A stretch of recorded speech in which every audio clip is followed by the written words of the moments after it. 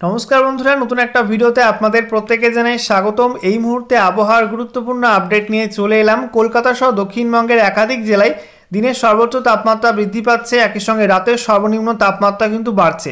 এই তাপমাত্রা কিন্তু আরও বাড়বে। একই সঙ্গে উত্তরবঙ্গের একাধিক জেলাতে কিন্তু তাপমাত্রা বৃদ্ধি পাচ্ছে। আর এই গরমের মধ্যেই বৃষ্টির পূর্বাভাস দিল আলিপুর আবহাওয়া দপ্তর। ইতিমধ্যেই রাজ্যে নতুন ঘূর্ণাবর্তের প্রভাবে 3 থেকে 4 দিন বৃষ্টির সম্ভাবনা রয়েছে।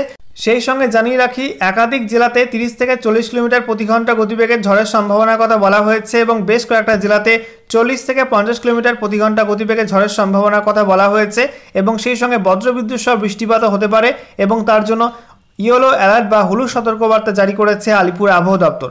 তো আজকের এই ভিডিওতে আমরা বিস্তারিত আলোচনা করব যে আগামী 3 থেকে 4 দিন পশ্চিমবঙ্গের আবহাওয়া কেমন থাকবে, কোন কোন জেলার জন্য ঝড় বৃষ্টির সম্ভাবনা থাকছে এবং কোন কোন জেলায় কোন কোন দিন ঝড় বৃষ্টি হবে, কেমন ঝড় বৃষ্টির সম্ভাবনা, সমস্ত কিছুই পরপর জানাবো। একই সঙ্গে লেটেস্ট স্যাটেলাইট ইমেজ কী কী আপডেট দিচ্ছে, কোথায় কেমন মেঘ রয়েছে এবং বৃষ্টির সম্ভাবনা কোথায় কোথায় রয়েছে এবং আজকে 24 ঘন্টার মধ্যে পশ্চিমবঙ্গের প্রত্যেকটা জেলার ক্ষেত্রেই সর্বোচ্চ তাপমাত্রা এবং সর্বনিম্ন তাপমাত্রা কত কী পরিবর্তন হয়েছে সমস্ত কিছুই আপনাদেরকে জানানো হবে ভিডিওটিতে।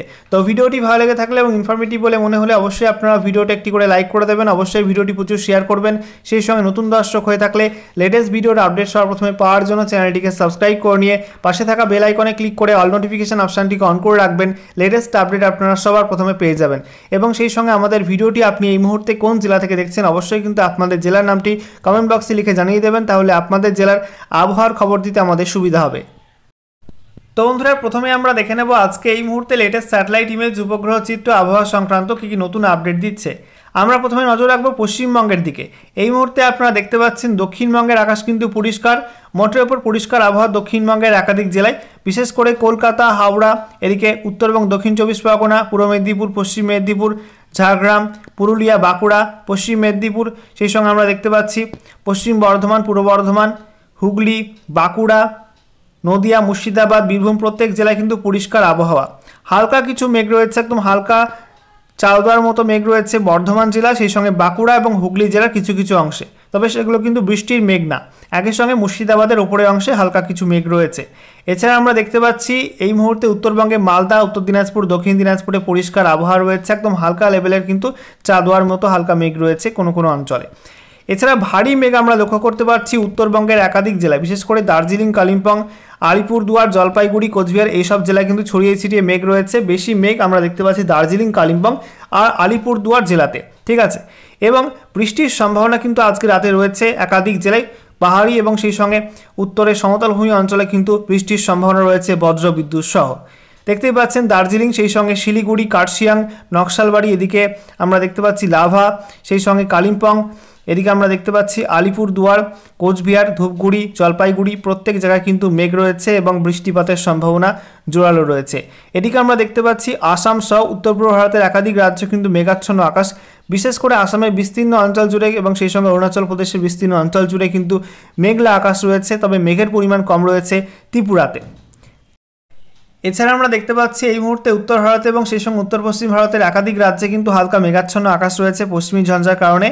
রাজস্থান, সেই সঙ্গে পাঞ্জাব, হরিয়ানা, দিল্লি, এদিকে মধ্যপ্রদেশের পশ্চিম ভাগ এবং সেই সঙ্গে উত্তরপ্রদেশের পশ্চিম ভাগ, এই সমস্ত অঞ্চল, এদিকে আমরা দেখতে পাচ্ছি হিমাচল প্রদেশ, উত্তরাখণ্ড এবং সেই সঙ্গে জম্মু কাশ্মীর, লাদাখ, এই সমস্ত অঞ্চল জুড়ে কিন্তু মেঘের অবস্থান লক্ষ্য করার মতো, তবে মধ্য ভারত জুড়ে কিন্তু মোটের উপর পরিষ্কার আবহাওয়া রয়েছে। একই সঙ্গে দক্ষিণ ভারতে কিন্তু মেঘ রয়েছে। বঙ্গোপসাগরে থাকা দক্ষিণ পশ্চিম বঙ্গোপসাগর এবং সেই সঙ্গে আরব সাগরে ঘূর্ণাবর্তের প্রভাবে কিন্তু আমরা দেখতে পাচ্ছি তামিলনাড়ু, সেই সঙ্গে কর্ণাটক, কেরালা, এই সমস্ত রাজ্যে ভারী মেঘ রয়েছে এবং আমরা দেখতে পাচ্ছি তামিলনাড়ু বেশিরভাগ অঞ্চলে কিন্তু বজ্রবিদ্যুৎ সহ বৃষ্টিপাতও কিন্তু শুরু হয়ে গেছে বেশ কিছু অঞ্চলে এবং ভারী কালো ঘন মেঘ এই মুহূর্তে লক্ষ্য করা যাচ্ছে। এবারে আমরা দেখে নেব আলিপুর আবহাওয়া দপ্তর থেকে আজকে যে লেটেস্ট অফিসিয়াল নোটিফিকেশন জারি করা হয়েছে, সেখানে কোন কোন জেলার জন্য কী কী ওয়েদার ওয়ার্নিং দেওয়া হয়েছে, কোন কোন জেলায় বজ্রবিদ্যুৎ সহ ঝড় বৃষ্টি হতে পারে আমরা দেখে নেব। তো আজকের বাকি সময়টা এবং আগামীকাল 12ই মার্চ 2025 সকাল 8:30 পর্যন্ত এই সময়টার মধ্যে বলা হয়েছে উত্তরবঙ্গের দার্জিলিং, কালিম্পং, জলপাইগুড়ি, আলিপুরদুয়ার, কোচবিহার এই 5 জেলায় কিন্তু বজ্রবিদ্যুৎ সহ বিক্ষিপ্ত বৃষ্টিপাত হতে পারে এবং সেই সঙ্গে এই 5 জেলার জন্য হলুদ সতর্কবার্তা দেওয়া হয়েছে। তবে উত্তরবঙ্গের বাকি 3 জেলা, উত্তর দিনাজপুর, দক্ষিণ দিনাজপুর, মালদা জেলার জন্য কোনো ওয়ার্নিং নেই এবং গোটা দক্ষিণবঙ্গের জন্য কিন্তু কোনো ওয়ার্নিং নেই এই সময়টার মধ্যে। এরপর আগামীকাল 12ই মার্চ 2025 সকাল 8:30 থেকে 13ই মার্চ 2025 সকাল 8:30 পর্যন্ত এই সময়টার মধ্যে উত্তরবঙ্গের ওপরের যে 5 জেলা আছে দার্জিলিং, কালিম্পং, জলপাইগুড়ি, আলিপুরদুয়ার, কোচবিহার এই 5 জেলায় বজ্রবিদ্যুৎ সহ বৃষ্টিপাতের সতর্কবার্তা দেওয়া হয়েছে। একই সঙ্গে এই 5 জেলাতে 40 থেকে 50 কিলোমিটার প্রতি ঘন্টা গতিবেগে ঝড়ের সম্ভাবনা থাকছে এবং এই 5 জেলাতে হলুদ সতর্কবার্তা জারি করেছে আলিপুর আবহাওয়া দপ্তর। তবে উত্তরবঙ্গের বাকি 3 জেলা উত্তর দিনাজপুর, দক্ষিণ দিনাজপুর, মালদা জেলার জন্য কোনো ওয়ার্নিং দেওয়া হয়নি এবং গোটা দক্ষিণবঙ্গের জন্য কিন্তু কোনো ওয়ার্নিং আপাতত এই সময়টার জন্য দেওয়া হয়নি। এরপর 13ই মার্চ 2025 সকাল 8:30 থেকে 14ই মার্চ 2025 সকাল 8:30 পর্যন্ত সময়ের মধ্যে বলা হয়েছে উত্তরবঙ্গের দার্জিলিং, কালিম্পং, জলপাইগুড়ি, আলিপুরদুয়ার, কোচবিহার জেলাতে বজ্রবিদ্যুৎ সহ বৃষ্টিপাতের সম্ভাবনা থাকছে এবং 30 থেকে 40 কিলোমিটার প্রতি ঘন্টা গতিবেগে এই সব জেলায় ঝড়ের সম্ভাবনা থাকছে এবং এই সব জেলার জন্য হলুদ সতর্কবার্তা দেওয়া হয়েছে এই সময়টার মধ্যে। তবে উত্তরবঙ্গের বাকি 3 জেলা উত্তর দিনাজপুর, দক্ষিণ দিনাজপুর, মালদা জেলার জন্য কোনো ওয়ার্নিং থাকছে না আর দক্ষিণবঙ্গের কোনো জেলার জন্য কিন্তু কোনো ওয়ার্নিং থাকছে না। আচ্ছা, এরপরে 14ই মার্চ 2025 সকাল 8:30 থেকে 15ই মার্চ 2025 সকাল 8:30 পর্যন্ত সময়ের মধ্যে দার্জিলিং, কালিম্পং, আলিপুরদুয়ার ওপরের এই 3 জেলায় কিন্তু বিক্ষিপ্ত হালকা বৃষ্টিপাতের সম্ভাবনা থাকছে বজ্রবিদ্যুৎ সহ এবং এই 3 জেলার জন্য শুধুমাত্র হলুদ সতর্কবার্তা দেওয়া হয়েছে। তবে জলপাইগুড়ি, কোচবিহার, উত্তর দিনাজপুর, দক্ষিণ দিনাজপুর, মালদা জেলার জন্য কোনো ওয়ার্নিং থাকছে না আর গোটা দক্ষিণবঙ্গের কোনো জেলার জন্যই কোনো ওয়ার্নিং থাকছে না। এরপরে 15ই মার্চ 2025 সকাল 8:30 থেকে 16ই মার্চ 2025 সকাল 8:30 পর্যন্ত এই সময়টার মধ্যে উত্তরবঙ্গের সব জেলা এবং দক্ষিণবঙ্গের সব জেলার জন্য কিন্তু কোনো ওয়ার্নিং থাকছে না, বলা হয়েছে নো ওয়ার্নিং। এই সময়টা কিন্তু পরিষ্কার আবহাওয়া থাকার সম্ভাবনা থাকছে। এবারে আমরা দেখে নেব এই ঘূর্ণাবর্তের প্রভাবে বাংলায় কোন কোন দিন কোন কোন জেলায় কেমন বৃষ্টিপাতের সম্ভাবনা থাকছে। তো বলা হচ্ছে আজকের বাকি সময়টা এবং আগামীকাল 12ই মার্চ 2025 সকাল 8:30 পর্যন্ত সময়ের মধ্যে উত্তরবঙ্গে দার্জিলিং, কালিম্পং, জলপাইগুড়ি, আলিপুরদুয়ার, কোচবিহার জেলায় একদম হালকা বৃষ্টিপাতের সম্ভাবনা রয়েছে। বলা হচ্ছে আইসোলেটেড রেনফল হতে পারে, অর্থাৎ বৃষ্টির সম্ভাবনা 25% বা তার নিচে থাকবে। তবে উত্তর দিনাজপুর, দক্ষিণ দিনাজপুর, মালদা এবং দক্ষিণবঙ্গের সব জেলার জন্য কিন্তু ড্রাই ওয়েদার থাকবে, অর্থাৎ কোনো বৃষ্টিপাত হবে না, শুষ্ক আবহাওয়া থাকবে। এরপর আগামীকাল 12ই মার্চ থেকে জোরালো বৃষ্টির সম্ভাবনা থাকছে। বলা হচ্ছে আগামীকাল 12ই মার্চ 2025 সকাল 8:30 থেকে 13ই মার্চ 2025 সকাল 8:30 পর্যন্ত এই সময়টার মধ্যে উত্তরবঙ্গের ওপরের যে 5 জেলা আছে দার্জিলিং, কালিম্পং, জলপাইগুড়ি, আলিপুরদুয়ার, কোচবিহার এই 5 জেলায় কিন্তু জোরালো বৃষ্টিপাতের সম্ভাবনা থাকছে। বলা হচ্ছে স্ক্যাটার রেনফল হতে পারে এই 5 জেলায়, যেখানে বৃষ্টির সম্ভাবনা 26 থেকে 50% মতো থাকবে। তবে উত্তর দিনাজপুর জেলাতে কিন্তু বৃষ্টির সম্ভাবনা কম, আইসোলেটেড রেনফলের সম্ভাবনা থাকছে উত্তর দিনাজপুর জেলাতে। এছাড়া দক্ষিণ দিনাজপুর, মালদা এবং গোটা দক্ষিণবঙ্গের সব জেলার জন্য কিন্তু ড্রাই ওয়েদার থাকার কথা বলা হয়েছে, অর্থাৎ কোনো বৃষ্টিপাত হবে না এই সময়টাতে। এরপর 13ই মার্চ 2025 সকাল 8:30 থেকে 14ই মার্চ 2025 সকাল 8:30 পর্যন্ত এই সময়টার মধ্যে দার্জিলিং, কালিম্পং, জলপাইগুড়ি, আলিপুরদুয়ার এই 4 জেলায় কিন্তু বেশি বৃষ্টিপাতের সম্ভাবনা থাকছে। বলা হচ্ছে এই 4 জেলাতে স্ক্যাটার রেনফল হতে পারে, অর্থাৎ বৃষ্টির সম্ভাবনা 26 থেকে 50% থাকবে আর বাকি কোচবিহার এবং উত্তর দিনাজপুর জেলায় বৃষ্টির সম্ভাবনা কম থাকবে। বলা হচ্ছে এই 2 জেলার ক্ষেত্রে বৃষ্টির সম্ভাবনা 25% বা তার নিচে থাকবে। তবে দক্ষিণ দিনাজপুর, মালদা এবং গোটা দক্ষিণবঙ্গের সব জেলার জন্য কিন্তু ড্রাই ওয়েদার থাকার কথা বলা হয়েছে, অর্থাৎ বৃষ্টিপাত হবে না দক্ষিণবঙ্গে। এরপর 14ই মার্চ 2025 সকাল 8:30 থেকে 15ই মার্চ 2025 সকাল 8:30 পর্যন্ত এই সময়টার মধ্যে উত্তরবঙ্গে দার্জিলিং, কালিম্পং, আলিপুরদুয়ার এই 3 জেলায় কিন্তু বেশি বৃষ্টিপাতের সম্ভাবনা থাকছে। বলা হচ্ছে এই 3 জেলাতে স্ক্যাটার রেনফল হতে পারে, অর্থাৎ বৃষ্টির সম্ভাবনা 26 থেকে 50% থাকবে। তবে কোচবিহার, জলপাইগুড়ি এই 2 জেলা কিন্তু বৃষ্টির সম্ভাবনা কম, বলা হচ্ছে আইসোলেটেড রেনফল হতে পারে।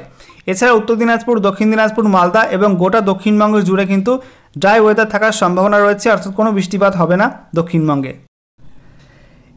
এরপর 15ই মার্চ 2025 সকাল 8:30 থেকে 16ই মার্চ 2025 সকাল 8:30 পর্যন্ত সময়ের মধ্যে শুধুমাত্র দার্জিলিং জেলা এবং কালিম্পং জেলায় বিক্ষিপ্ত হালকা বৃষ্টিপাতের সম্ভাবনা থাকছে। বলা হচ্ছে বৃষ্টির সম্ভাবনা 25% বা তার নিচে থাকবে। তবে বাকি জেলাগুলি অর্থাৎ জলপাইগুড়ি, আলিপুরদুয়ার, কোচবিহার, উত্তর দিনাজপুর, দক্ষিণ দিনাজপুর, মালদা এবং গোটা দক্ষিণবঙ্গ জুড়ে ড্রাই ওয়েদার থাকার সম্ভাবনা রয়েছে, অর্থাৎ বৃষ্টিপাত খুব একটা হবে না, পরিষ্কার আবহাওয়া থাকার সম্ভাবনা রয়েছে। এবার আমরা দেখে নেব আজকে 24 ঘন্টার মধ্যে পশ্চিমবঙ্গের উত্তর থেকে দক্ষিণে কোন কোন জেলায় দিনের সর্বোচ্চ তাপমাত্রা কত কি রেকর্ড হয়েছে।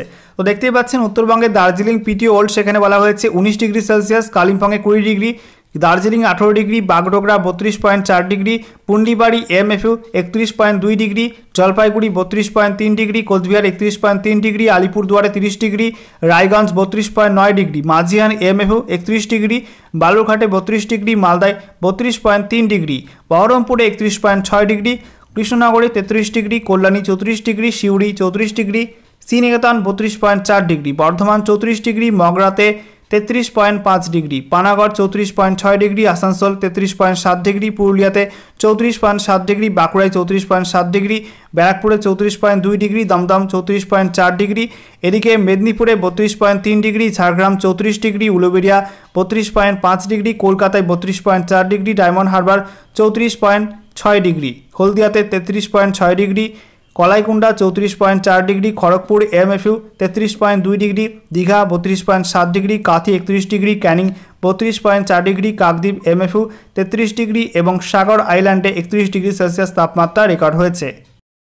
এবার আমরা দেখে নেব রাতের সর্বনিম্ন তাপমাত্রা কোন কোন জেলায় কত কী রেকর্ড হয়েছে। তো বলা হচ্ছে দার্জিলিং পিটি ওল্ড সেখানে 4.4 ডিগ্রি, দার্জিলিংয়ে 7.6 degree, Kalimpong 13 degree, Bagdogra 17.5 degree, Pundibari MFU 15.1 degree, Jalpaiguri 17 degree, Coochbehar 15.1 degree, আলিপুরদুয়ারে 14 degree, Raiganj 20.1 degree, Majhian MFU 19.3 degree, বালুরঘাটে 18.5 degree, Malda 23.5 degree, Baharampur 16.6 degree, Sriniketan 19.4 degree, Krishnanagar 17.2 degree, Magra 20 degree, Bardhaman 19.8 degree, Panagarh 20.3 degree, Asansol 21 degree, Purulia 21 degree, Bankura 20.7 degree, এদিকে Kalyani 18.5 degree, Dumdum 22.8 degree, Barrackpore 21 degree, Bankura 20.7, Medinipur 22.1, Jhargram 23.5, Uluberia 19.7, Kolkata 23.2 degree, Diamond Harbour 22.7 degree,